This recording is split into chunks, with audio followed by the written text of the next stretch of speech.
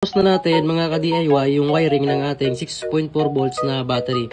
So dito ipapaliwanag natin yung mga wiring connection. So natapos ko na to pero i-explain ko pa rin sa inyo yung pasunod-sunod na ginawa ko dito.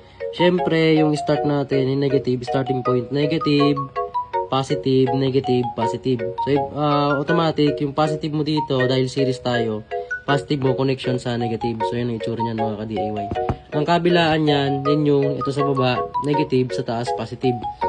Tapos, yung nakasulat naman sa ating BMS ay B negative, yung gitna, BM, yung taas, B+. Tapos, dito naman, P+, P-.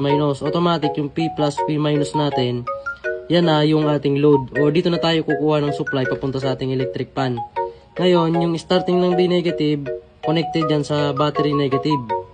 Tapos, yung gitna, yung BM natin, yun yung sa pinaggitnaan ng positive negative ng series. Tapos, yung B+, automatic sa 6 volts ng battery. So, yan. Bali, dumaan tayo dito sa